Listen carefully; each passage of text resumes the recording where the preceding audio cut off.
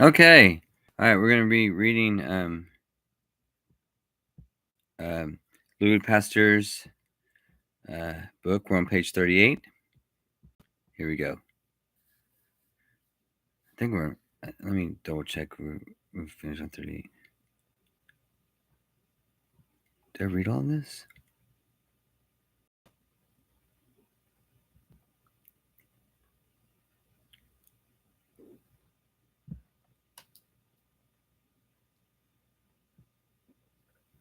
I think yeah, I read all this. Okay. I just double checked it. I'm sorry. All right.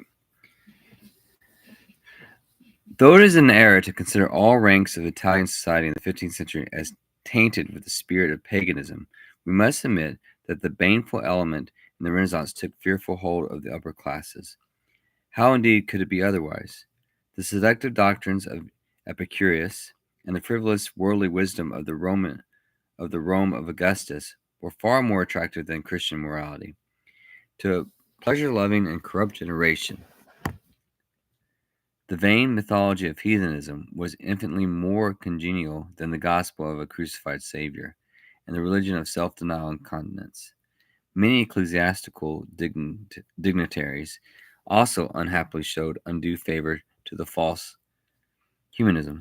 Startling as this may at first sight appear, it is by no means difficult to account for it. In the first place, we must consider the widespread worldliness among the clergy, which was a result of the Avignon period of the papacy and the subsequent confusion of the schism. Secondly, humanism soon became such a power that a struggle with it under existing circumstances would have been very hazardous. The chief reason, however, that the Church and the false Renaissance did not come into open conflict was the extreme care taken by almost all the adherents of the school to avoid any collision with the ecclesiastical authorities. The race of dilettanti and freethinkers looked upon the doctrinal teaching of the Church as a thing quite apart from their sphere. If, in their writings, they invoked the heathen gods and advocated the principles of ancient philosophers, they also took pains from time to time to profess their submission to the creeds, and were skillful in throwing a veil over the antagonizing antagonism between the two. However vigilant the rulers of the church might be, it was often very hard to determine when this toying with heathenism became really reprehensible. The strange medley, the strange medley of heathen and Christian words, ideas, and thoughts that prevailed in the age of the Renaissance is notorious. The church authorities were not severe on transgressions of this kind, and as far as literature was concerned, there can be no doubt that their leniency was thoroughly justified. If the humanists, in their horror of sinning against Cicerone Latinity, endeavored to express Christian ideas in antique phrases, the fashion was certainly absurd, rather than a dangerous one. What need, says Voigt, with reason, to cry out if lively orators should induce a Roman asseveration into his discourse? Who would charge him with polytheism if, instead of calling on the one God, he should on some occasion say, ye gods? Or if a poet, instead of imploring divine grace, should beg the favor of Apollo and the Muses, who would accuse him of idolatry? Accordingly, when Cicero of Ancona chose Mercury for his patron saint, and on his departure from Delos addressed a written prayer to him, his contemporaries were not the least scandalized, but contented themselves with laughing at his enthusiasm and singing of him as the new Mercury, and immortal as his Mercury. The indulgence which the ecclesiastical authorities showed toward the false Renaissance is intelligible enough if we remember that it is obviously dangerous tendency had much to counterbalance them. From the beginning, the true Christian Renaissance existed side by side with the false.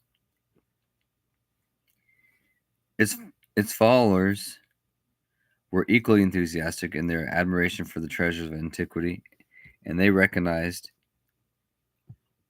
in the classics a most perfect means of intellectual culture. He also clearly perceived the danger attendant on the revival of old literature, especially under the circumstances of the time. Far from relentlessly sacrificing to heathenism that Christianity which had permeated the very life of the people, they deemed that safety laid in the consolation of the new element of culture with its eternal truths. And in this opinion, they had the support of Dante, and in accord with Petrarch's highest aspirations. They were justly alarmed at the radical tendency which aimed at doing away with all existing sanctions and influences. They saw with dismay that all national and religious traditions were threatened, and that therefore a solitary result from the movement was very doubtful. The program of these men, the most clear sighted and sober minded of the humanists, was the maintenance of religious and national traditions, study of ancients in a Christian and national spirit, the reconciliation of the Renaissance with Christianity. The chief representatives of the Christian Renaissance were Giannozzo Manetti, Ambrogio Traversari, Leonardo Bruni, Gregorio Carraro, Francisco Barbaro, Maffeo Vergio,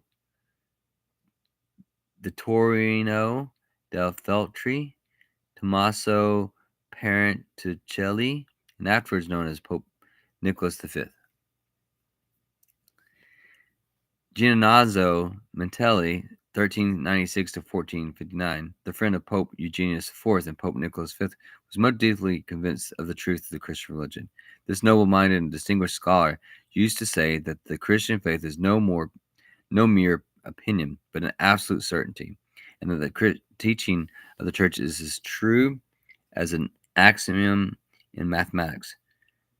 However much occupied Manetti might be, he never went to work without first having heard Mass. He placed all his learnings at the service of the Church, and although a layman, was well versed in theology, literature, and translated the New Testament and the Psalms.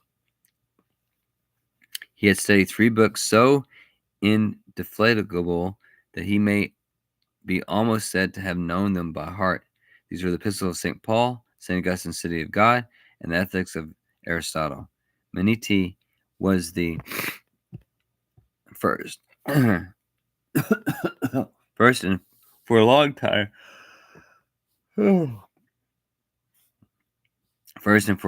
the only humanist in Italy who turned his attention to the Oriental languages. To defend the cause of Christian truth, he learned Hebrew and began to write a work against the Jews, whom he meant to combat with their own weapons. This great scholar was a man of exemplary life. His friend and biographer Vespasiano de Becchetti affirms that during an intercourse of 40 years he had never heard an untruth, an oath, nor a curse from his lips. Manetti's teacher was the pious Ambrogio Traversari,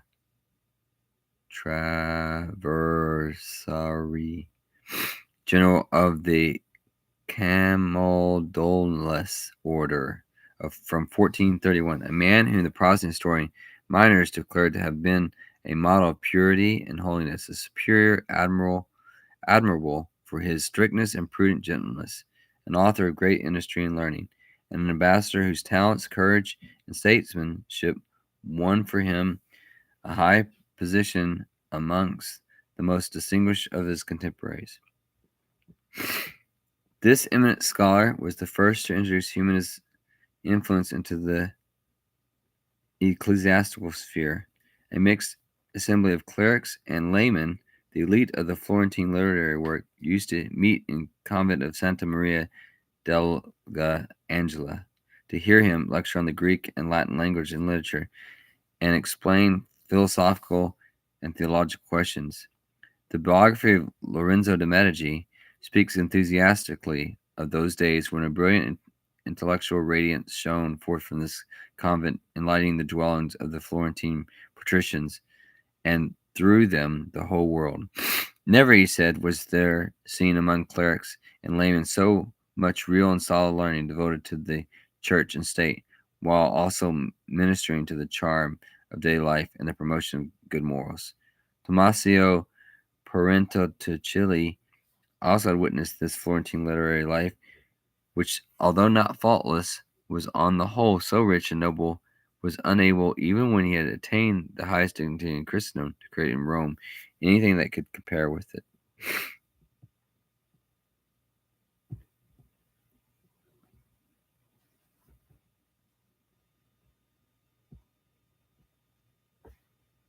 All right, I'm gonna take a break. I'll continue this tomorrow, maybe.